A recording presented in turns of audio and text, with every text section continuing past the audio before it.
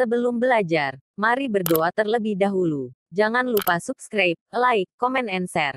Nyalakan tombol lonceng notifikasi, agar tidak ketinggalan materi-materi berikutnya. Poin-poin penting yang kita pelajari adalah pengertian kedaulatan, jenis-jenis kedaulatan, kedaulatan ke dalam, kedaulatan keluar, teori kedaulatan Tuhan, teori kedaulatan raja, teori kedaulatan rakyat, teori kedaulatan negara, teori kedaulatan hukum, lembaga-lembaga pelaksana kedaulatan rakyat, MPR, DPR, DPD, DPRD, Bab 3, Kedaulatan Negara Kesatuan Republik Indonesia.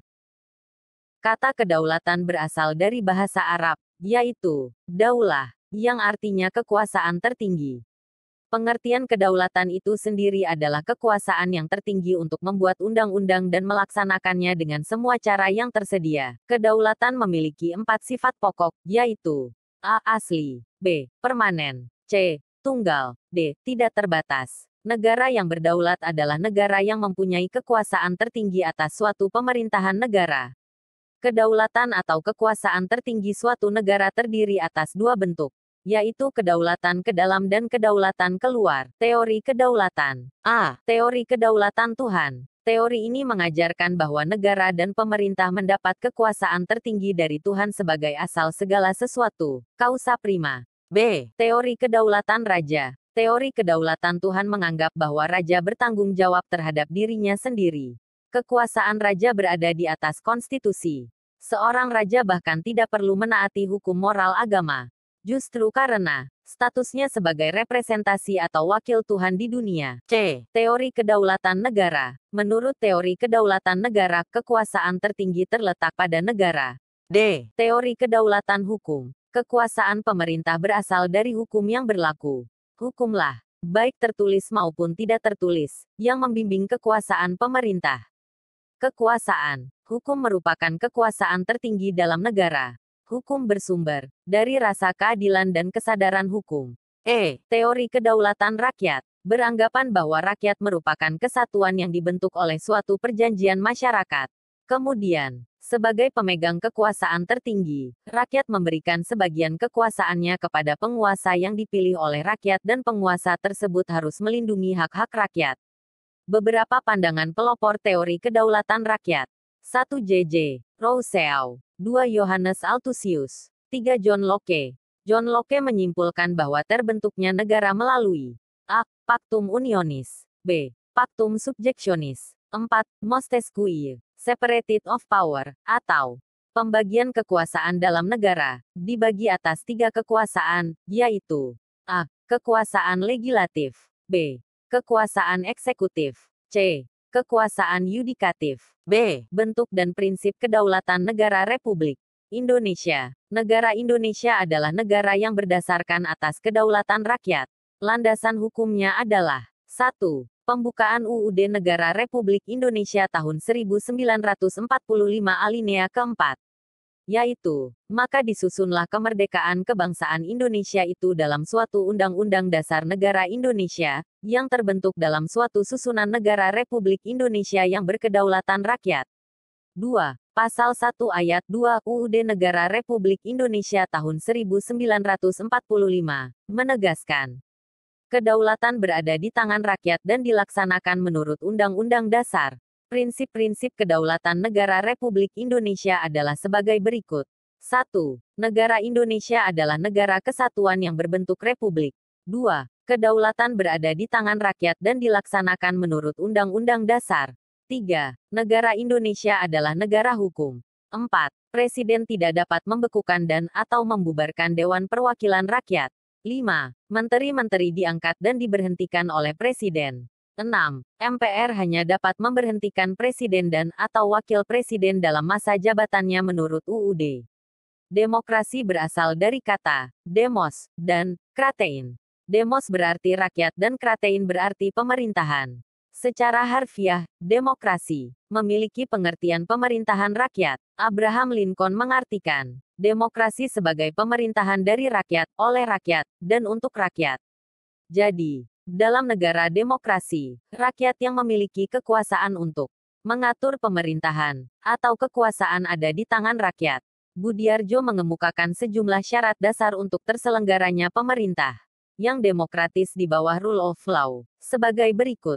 1. Perlindungan konstitusional. 2. Badan kehakiman yang bebas dan tidak memihak. 3. Pemilihan umum yang bebas. 4. Kebebasan untuk menyatakan pendapat. 5. Kebebasan untuk berserikat, berorganisasi dan beroposisi. 6. Pendidikan kewarganegaraan. Musyawarah mufakat harus berpangkal tolak pada hal-hal berikut. A. Musyawarah mufakat bersumberkan inti kerakyatan yang dipimpin oleh hikmat kebijaksanaan dalam permusyawaratan, perwakilan. B. Pengambilan keputusan harus berdasarkan kehendak rakyat melalui hikmat kebijaksanaan. C. Cara mengemukakan hikmat kebijaksanaan harus berdasarkan akal sehat dan hati nurani luhur serta mempertimbangkan persatuan dan kesatuan bangsa serta kepentingan rakyat. D. Keputusan yang diambil harus dapat dipertanggungjawabkan secara moral kepada Tuhan serta menjunjung tinggi nilai kemanusiaan dan keadilan. E. Keputusan harus dilaksanakan secara jujur dan bertanggung jawab. Perbandingan demokrasi Pancasila dengan demokrasi liberal dan demokrasi sosialis.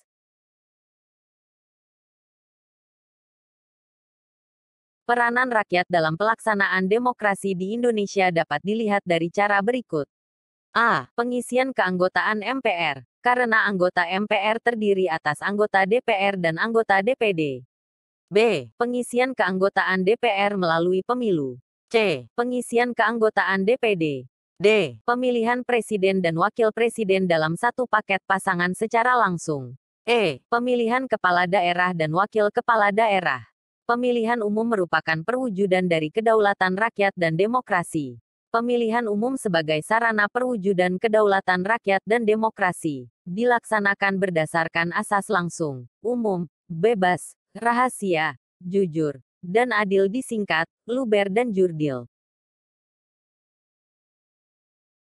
C. Melaksanakan prinsip-prinsip kedaulatan sesuai dengan Undang-Undang Dasar Negara Republik Indonesia tahun 1945. 1. Perkembangan demokrasi di negara Republik Indonesia. Perkembangan demokrasi di Indonesia terbagi dalam beberapa fase pelaksanaan demokrasi, yaitu sebagai berikut. A. Demokrasi parlementer tahun 1945 sampai tahun 1959. Pada periode ini, terutama pada kurun waktu tahun 1945 sampai tahun 1949, menurut UUD Negara Republik Indonesia tahun 1945, demokrasi yang harus dilaksanakan adalah demokrasi Indonesia dengan kabinet presidensial. Namun, dengan keluarnya maklumat pemerintah tanggal 14 November tahun 1945, berubah menjadi demokrasi parlementer. Untuk itu, pada tanggal 5 Juli tahun 1959, Presiden mengeluarkan Dekret Presiden tanggal 5 Juli tahun 1959 yang isinya 1. Pembubaran Badan Konstituante. 2. Memberlakukan kembali UUD 1945 dan tidak berlakunya UUD sementara 1950. 3. Pembentukan Majelis Permusyawaratan Rakyat Sementara, MPRS. 4. Pembentukan Dewan Pertimbangan Agung Sementara, DPAS. B. Demokrasi terpimpin tahun 1959 sampai tahun 1966. Periode ini sering juga disebut dengan Orde Lama. UUD yang digunakan adalah UUD Negara Republik Indonesia tahun 1945 dengan sistem demokrasi terpimpin. Menurut UUD Negara Republik Indonesia tahun 1945, Presiden tidak bertanggung jawab kepada DPR. Presiden dan DPR berada di bawah MPR.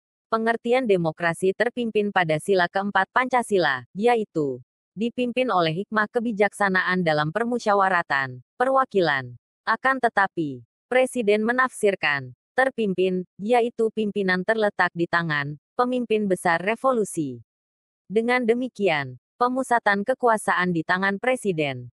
Terjadinya pemusatan kekuasaan di tangan Presiden, menimbulkan penyimpangan dan penyelewengan terhadap Pancasila dan UUD Negara Republik Indonesia tahun 1945 yang puncaknya terjadi perebutan kekuasaan oleh PKI pada tanggal 30 September tahun 1965, G30 SPKI, yang merupakan bencana nasional bagi bangsa Indonesia, isi dari 3 tuntutan rakyat, Tritura, adalah sebagai berikut. A. Bubarkan PKI. B. Bersihkan kabinet dari unsur PKI. C. Turunkan harga dan perbaiki ekonomi. Kemudian keluarlah surat perintah 11 Maret atau dikenal dengan Super Semar dari Presiden Soekarno kepada Jenderal Soeharto. C. Demokrasi Pancasila tahun 1966 sampai tahun 1998. Periode ini dikenal dengan sebutan pemerintahan Orde Baru yang bertekad melaksanakan Pancasila dan UUD NRI tahun 1945 secara murni dan konsekuen. Pada periode ini secara tegas dilaksanakan sistem demokrasi Pancasila dan dikembalikan fungsi lembaga tertinggi dan tinggi negara sesuai dengan amanat UUD NRI tahun 1945. B. Demokrasi Pancasila masa reformasi 1998 sekarang. Demokrasi yang dikembangkan pada masa reformasi, pada dasarnya adalah demokrasi berdasarkan pada Pancasila dan UUD Negara Republik Indonesia tahun 1945, dengan penyempurnaan pelaksanaannya dan perbaikan peraturan-peraturan yang tidak demokratis. 2. Perkembangan sistem pemerintahan di negara Republik Indonesia. Di Indonesia, sistem pemerintahan mengalami berbagai perubahan sesuai perubahan politik kenegaraan. A. Sistem parlementer. Sistem parlementer adalah sebuah sistem pemerintahan di mana parlemen memiliki peranan penting dalam pemerintahan. Ciri-ciri dari sistem parlementer adalah sebagai berikut. A. Adanya pemisahan yang jelas antara kepala pemerintahan dengan kepala negara. B. Kepala pemerintahan adalah Perdana Menteri dan kepala negara adalah Presiden, Raja, Sultan, Kaisar. C. Kepala pemerintahan dipilih oleh Parlemen, Dewan Perwakilan Rakyat. B. Sistem semi-parlementer pada tanggal 27 Desember tahun 1949 disahkan UUD RIS. Hal tersebut berdampak pada bentuk negara, yaitu berbentuk federasi, dengan sistem pemerintahan semi-parlementer, sebab A. Menteri diangkat oleh Presiden. B. Perdana Menteri diintervensi Presiden. C. Kabinet dibentuk oleh Presiden. D. Menteri-menteri secara perorangan dan keseluruhan bertanggung jawab kepada parlemen. E. Presiden berkedudukan sebagai kepala negara dan kepala pemerintahan. C. Sistem presidensial. Sistem presidensial atau kongresional merupakan sistem pemerintahan negara republik. Pada sistem pemerintahan ini, kekuasaan eksekutif dipilih melalui pemilu dan terpisah dengan kekuasaan legislatif. Menurut Rothhague, pemerintahan presidensial terdiri atas 3 unsur, yaitu sebagai berikut. A. Presiden yang dipilih rakyat memimpin pemerintahan dan mengangkat pejabat-pejabat pemerintahan. B. Presiden dengan Dewan Perwakilan memiliki masa jabatan yang tetap, tidak bisa saling menjatuhkan. C. Tidak ada status yang tumpang tindih antara badan eksekutif dan badan legislatif. Ciri-ciri pemerintahan presidensial, diantaranya sebagai berikut. A. Presiden berkedudukan sebagai kepala pemerintahan sekaligus kepala negara. B. Kekuasaan eksekutif presiden diangkat berdasarkan demokrasi rakyat dan dipilih langsung oleh mereka atau melalui Badan Perwakilan Rakyat. C. Presiden memiliki hak prerogatif, hak istimewa, untuk mengangkat dan memberhentikan menteri-menteri yang memimpin departemen dan non-departemen. D. Menteri-menteri hanya bertanggung jawab kepada Presiden. E. Presiden tidak bertanggung jawab kepada kekuasaan legislatif. Indonesia menganut sistem pemerintahan presidensial dengan prinsip-prinsip pemerintahannya sebagai berikut. A. Indonesia adalah negara yang berdasarkan pada hukum. B. Pemerintah berdasar atas sistem konstitusi. C. Kedaulatan ada di tangan rakyat dan dilaksanakan menurut Undang-Undang Dasar. D. Presiden adalah penyelenggara pemerintahan tertinggi. E. Presiden tidak bertanggung jawab kepada Dewan Perwakilan Rakyat. F. Menteri negara adalah pembantu presiden dan bertanggung jawab kepada presiden. G. Kekuasaan tidak tak terbatas. Lembaga-lembaga negara, BPK, Presiden, DPR, MPR, DPD, MA, MK, KY. B. Presiden, diatur dalam UUD Negara Republik Indonesia tahun 1945. Pasal 4-17. Pasal 4 ayat 1. UUD Negara Republik Indonesia tahun 1945 menyatakan bahwa Presiden Republik Indonesia Presiden diatur dalam UUD Negara Republik Indonesia tahun 1945. Pasal 4-17. Pasal 4 ayat 1. UUD Negara Republik Indonesia tahun 1945 menyatakan bahwa Presiden Republik Indonesia memegang kekuasaan pemerintahan menurut Undang-Undang Dasar. Kemudian, dalam pasal 7 dinyatakan bahwa Presiden dan Wakil Presiden memegang jabatan selama 5 tahun, dan sesudahnya dapat dipilih kembali dalam jabatan yang sama hanya untuk 1 kali masa jabatan. Sebagai Kepala Negara dan Kepala Pemerintahan.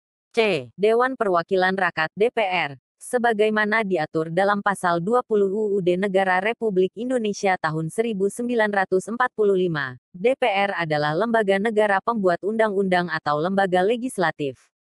Namun, kekuasaan ini harus dengan persetujuan Presiden. Anggota DPR dipilih oleh rakyat melalui pemilihan umum. Jumlah anggota DPR sesuai undang-undang adalah sebanyak 560 orang. Masa jabatan anggota DPR adalah 5 tahun.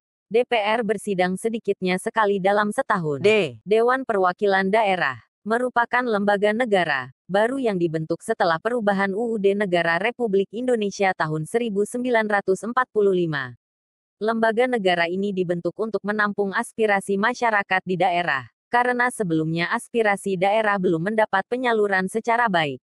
Jumlah anggota DPD setiap provinsi sebanyak 4 wakil. Anggota DPD berdomisili di daerah pemilihannya, dan selama bersidang bertempat tinggal di ibu kota negara. E. Badan Pemeriksa Keuangan, BPK, yaitu lembaga negara yang bertugas untuk memeriksa pengelolaan dan tanggung jawab keuangan negara. BPK berkedudukan di ibu kota negara dan memiliki perwakilan di setiap provinsi. F. Mahkamah Agung, MA, merupakan salah satu lembaga negara yang memegang kekuasaan kehakiman selain Mahkamah Konstitusi di Indonesia. Mahkamah Agung merupakan lembaga peradilan negara tertinggi dari semua lingkungan peradilan. G. Komisi Yudisial, merupakan lembaga negara baru sebagai hasil perubahan ketiga UUD Negara Republik Indonesia tahun 1945. Komisi Yudisial merupakan lembaga negara yang bersifat mandiri dan dalam pelaksanaan wewenangnya bebas dari campur tangan atau pengaruh kekuasaan lainnya. H. Mahkamah Konstitusi, MK, merupakan lembaga negara baru sebagai hasil perubahan ketiga UUD Negara Republik Indonesia tahun 1945. Lembaga ini merupakan salah satu pelaku kekuasaan kehakiman. Mahkamah Konstitusi mempunyai 9 orang anggota hakim konstitusi yang ditetapkan oleh Presiden. Anggota MK masing-masing diajukan 3 orang oleh Mahkamah Agung, 3 orang oleh DPR, dan 3 orang oleh Presiden. Ketua dan Wakil Ketua Mahkamah Konstitusi dipilih dari dan oleh Hakim Konstitusi untuk masa jabatan selama 3 tahun. 4. Hubungan antar lembaga. A. MPR dengan DPR, DPD. Keanggotaan MPR yang terdiri atas anggota DPR dan anggota DPD menunjukkan bahwa MPR merupakan lembaga perwakilan rakyat karena keanggotaannya dipilih dalam pemilihan umum. A. DPR dengan Presiden, DPD, MPR, dan MK. Hubungan DPR dengan Presiden, Dewan Perwakilan Daerah dan Mahkamah Konstitusi terlihat dalam hubungan tata kerja, antara lain sebagai berikut. 1. Menetapkan undang-undang. 2. Pemberhentian Presiden. DPD dengan BPK. Dewan Perwakilan Daerah menerima hasil pemeriksaan Badan Pemeriksa Keuangan dan memberikan pertimbangan untuk pemilihan anggota BPK kepada DPR. Ketentuan ini memberikan hak kepada DPD untuk menjadikan hasil laporan keuangan BPK sebagai bahan dalam rangka melaksanakan tugas dan kewenangan yang dimilikinya. Ma dengan lembaga negara lainnya. Pasal 24 ayat 2 UUD Negara Republik Indonesia tahun 1945 menyebutkan bahwa kekuasaan kehakiman dilakukan oleh sebuah Mahkamah Agung dan badan peradilan di bawahnya serta oleh sebuah Mahkamah Konstitusi. Ketentuan tersebut menyatakan puncak kekuasaan kehakiman dan kedaulatan hukum ada pada Mahkamah Agung dan Mahkamah Konstitusi. Mahkamah Konstitusi dengan Presiden, DPR, BPK, DPD, MA, dan KY. Pasal 24C ayat 1 UUD Negara Republik Indonesia tahun 1945 menyebutkan bahwa salah satu wewenang Mahkamah Konstitusi adalah untuk memutus sengketa kewenangan lembaga negara yang kewenangannya diberikan UUD. Karena kedudukan MPR sebagai lembaga negara, maka apabila MPR bersengketa dengan lembaga negara lainnya yang sama-sama memiliki kewenangan yang ditentukan oleh UUD, maka konflik tersebut harus diselesaikan oleh Mahkamah Konstitusi. 1. Kata kunci. Kata kunci yang harus kalian kuasai dalam mempelajari materi pada bab ini adalah kedaulatan, sifat kedaulatan, teori kedaulatan, prinsip-prinsip kedaulatan NKRI. Asas-asas kedaulatan di NKRI. Dinamika kedaulatan di NKRI. 2. Intisari materi. A. Kedaulatan adalah kekuasaan tertinggi untuk menentukan hukum dalam suatu negara, yang memiliki 4 sifat pokok, yaitu asli, permanen, tunggal, dan tidak terbatas. Dilihat dari kekuatan berlakunya, kedaulatan dibedakan menjadi kedaulatan ke dalam dan kedaulatan keluar. Teori-teori kedaulatan dari beberapa ahli kenegaraan, yaitu kedaulatan Tuhan, kedaulatan raja, kedaulatan negara, kedaulatan hukum, kedaulatan rakyat. Pembagian kekuasaan dalam negara dibagi atas 3 kekuasaan, yaitu legislatif, eksekutif, dan yudikatif. B. Landasan yuridis kedaulatan negara Republik Indonesia adalah sebagai berikut. A. Pembukaan UUD Negara Republik Indonesia tahun 1945 alinea keempat. B. Pasal 1 ayat 2 UUD Negara Republik Indonesia tahun 1945. C. UUD Negara Republik Indonesia tahun 1945 pasal 1 ayat 3. D. UUD Negara Republik Indonesia tahun 1945 pasal 27 ayat 1. C. Negara Republik Indonesia menganut kedaulatan rakyat yang berdasarkan Pancasila. Kedaulatan tersebut dikenal dengan demokrasi Pancasila, yang memiliki makna demokrasi yang dijiwai oleh nilai-nilai Pancasila sebagai satu kesatuan. Asas atau prinsip utama demokrasi Pancasila, yaitu pengambilan keputusan melalui musyawarah mufakat. Pelaksanaan demokrasi di Indonesia dilakukan dengan 2 cara, yaitu langsung dan tidak langsung. D. Pemilihan umum sebagai sarana perwujudan kedaulatan rakyat dan demokrasi, dilaksanakan berdasarkan asas langsung, umum, bebas, rahasia, jujur, dan adil, luber dan jurdil. E. Pelaksanaan demokrasi di Indonesia terbagi dalam beberapa fase pelaksanaan demokrasi, yaitu demokrasi parlementer, tahun 1945 sampai tahun 1949. Demokrasi terpimpin, tahun 1949 sampai tahun 1966, demokrasi Pancasila masa Orde Baru. Tahun 1966 sampai tahun 1998, demokrasi Pancasila masa Reformasi, 1998 sekarang. Sistem pemerintahan Indonesia mengalami berbagai perubahan sesuai perubahan politik kenegaraan, yaitu sistem parlementer, sistem semi-parlementer, dan sistem presidensial. F. Pelaksana kedaulatan di negara Indonesia adalah rakyat dan lembaga-lembaga negara yang berfungsi menjalankan tugas-tugas kenegaraan sebagai representasi kedaulatan rakyat dan pemegang kekuasaan pemerintahan. Lembaga-lembaga negara itu adalah MPR, Presiden, DPR, DPD, BPK, MA, KY, dan MK.